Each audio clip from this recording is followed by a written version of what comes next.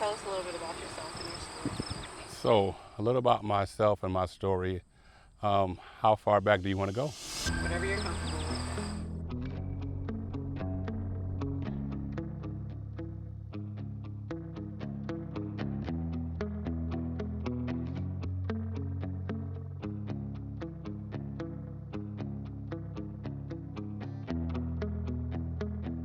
My name is Richard Horton.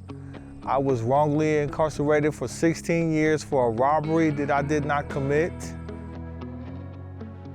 I served 20 years for a crime I didn't commit. I went in when I was 17 years old. They had a 14-year-old girl come to court and testify on us. And she actually pointed my friend Eugene out as saying he was the person that she seen get out of the truck. I served 18 and a half years in prison for a murder me and my two friends didn't commit. 1996, a drive-by shooting happened. It went 6 months unsolved. One day I'm arrested on it, and they told me that they had witnesses who were willing to testify that they watched me kill a man. And I was convicted solely on the purported witness testimony.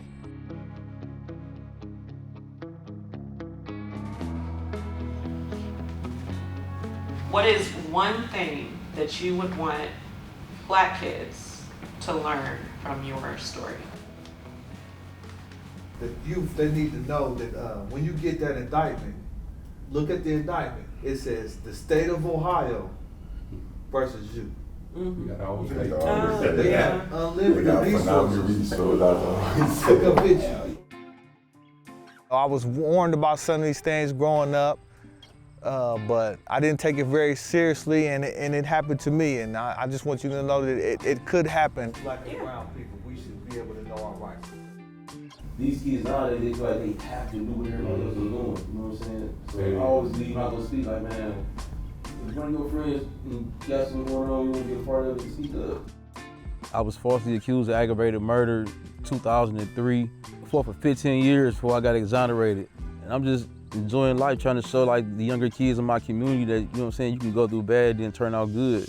I want to encourage some of y'all to go to school, go to law school, be prosecutors. Don't just be a defense lawyer. Don't think that it's all about being defense lawyers, like, 'cause it's two sides to a courtroom. I think growing up as a kid, like, we be so naive to certain things because, like I said, like, I feel like I was a kid, I didn't have to know those things. But in this world that we live in today, us as African Americans, we need to know. And it's like, it's a lot of stuff that I never even learned about as a kid. Being educated on in the school, that was just unheard of. The whole process is just recently. Yeah, when I first came home, like, they was like, you could like request certain schools to call OIP, like in school when you speak, and they'd pay you to go speak at whatever school you went to. And then it was like, they cut it, it was like, no, you gotta go wherever we send you. And it's like, wherever y'all sending me they don't relate. Like, you know what I'm saying? It's cool, I get they understand, but like, they don't really relate. It ain't touching to them. The public schools is the prevention. Inside UIS is intervention. At one time they counted me out, but now they count on me.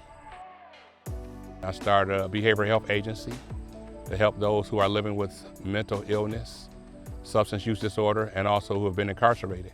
Anybody know what it means to have a dash behind your sentence with 8888888? Say it again. Life in prison. You're looking at a man that was convicted and sentenced to life in prison. And when I came home, I just knew that there was something that I had to do. I didn't know what to do, but I knew it was something positive. So I got a chance to go back in the same prisons that I used to live in, start facilitating a fatherhood program through the Ridge Project. It's more personal. It's not third party. Like, you actually like interacting with the source. You know what I'm saying? Like, you can leave here and go tell my story, but it ain't gonna have the same impact as if they met me in person and I told my story to them. I went through this as a kid, and to go through as a kid for so many years until I was almost 40, what better person to hear from than me? I want students to know that it's easy to get caught up and hard to get out of situations. It's a certain way you look, like a racial profiling can end you up in a situation. A lot of times, like, the older guys, they just be like, oh, they don't want to listen, so I ain't talking to them. I'm like, no, you might talk to the right one day. Like, I talk to all of them. The speaking is like one of my biggest things. Like, you know, if I can make a career out of that, just going around all over the world speaking to high schoolers and colleges and whoever else that's willing to listen to the thing about wrongful convictions and all that, like, I actually would do that.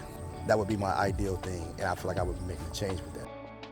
As a teacher, like I personally have seen like one of my students who could not read, and he just kind of like floated through school, and then, you know, one day I get a phone call from him and he's, you know, in prison. What could I have done, you know, to even like halt that situation? Probably just took him on some one-on-one, like, you know what I'm saying, like, and just isolated him, whatever he was into then, like, come over here with me, like, spend an hour with me and show you how to read. You know what I'm saying, like that. It be that care. Because a lot of these kids don't got that one-on-one care. It's something going on where it's a disconnect, and we got to find that connection. And it got to be on the bigger side because we the adults. So it got to be like, whatever they say they need to be, they connect to us, we got to bow down and do so if we want to save our youth. I try to go around to the schools and talk about my experience, hoping to educate and just really get the message out to the youth that there are better ways to resolve conflict.